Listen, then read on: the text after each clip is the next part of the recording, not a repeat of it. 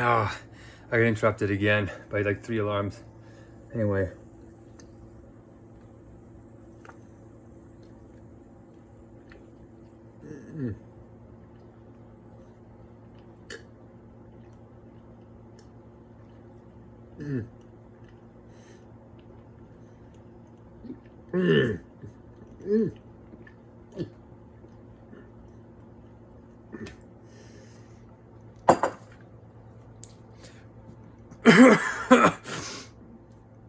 There, that should keep me alive. It has a chemical taste, but it tastes actually pretty good. Like some orange in there or something. Okay. That is supposed to be given to me intravenously, but like I said in the other video, the University of Alberta doesn't care. So here's some thiamine B1. I'm gonna pop that in there too. Okay, and here we go. Cheers. Your government is supposed to make you feel important and insignificant, not like you're worthless.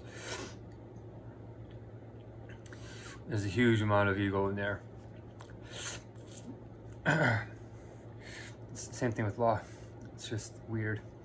Okay, thank you. That's what will hopefully keep me alive during the night. So other than that, if you see me stop moving, just don't be afraid. Like, I'd like people just call in anyway. Like, what are you guys doing? Like, this guy needs to be in your hospital.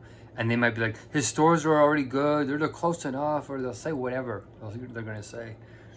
But the AI already looked over my blood and it said, yeah, it could be worse now. It's trending up, except for these key things, this phosphate stuff. It says that's the single most important indicator of refeeding syndrome, which means that if I eat too much, this is where I could still die. For the first 2 weeks with this extreme of a hunger strike, you could die for 2 whole weeks because things are bouncing around. I'm getting heat flashes and a whole bunch of things still, right? It's too early to be home. And I'm willing to be in the hospital. People don't, I'll eat the hospital food. So, you can see my eyes are a little bit tired looking too. So I'm doing the best I can here.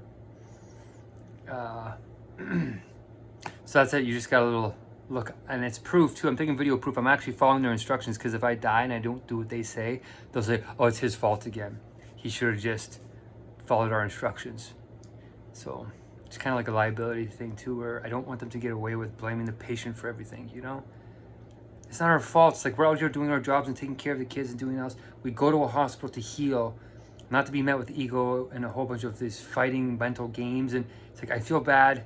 I just want to stay here for a bit, eat, recover, and go home. I want to save your life. My hand hurts. Like, even though I'm taking those things, it's not going away. I asked for an MRI and they didn't want to send me an MRI. I sent a doctor's note to the judge because I had to do court yesterday. And the judge, I just heard from the lawyers, the judge had no sympathy at all. I couldn't leave. I was in the emergency ward. And they were telling me I had a bed, like they were going to admit me. And then they changed their mind and then surprised me with that meal and then kicked me, like, you know what I mean? It's just this. So anyway, I got crushed in court and I got crushed at the hospital and I'm here. Do you know what I mean? It's just such a weird.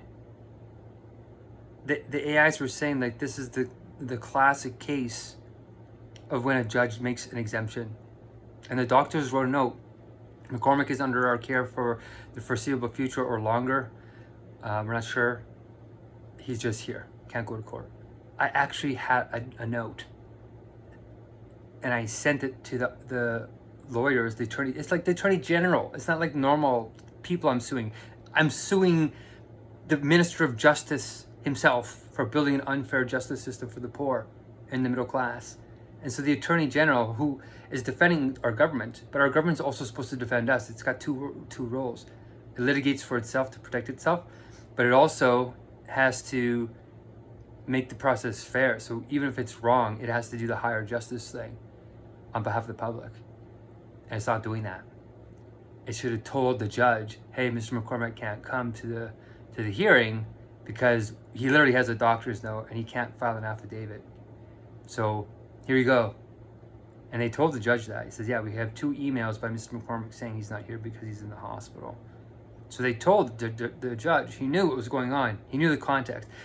The principles of self-representing litigants and the accused from the Canadian Judicial Council recommends to not be hard on SRLs, self-representing litigants who can't afford lawyers like me. And he didn't do it. He crushed me when I was in a weak moment.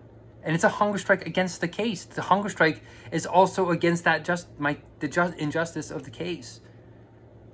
So it's like a double whammy. It's like the hunger strikes and the protests don't matter, and the doctor's notes don't matter.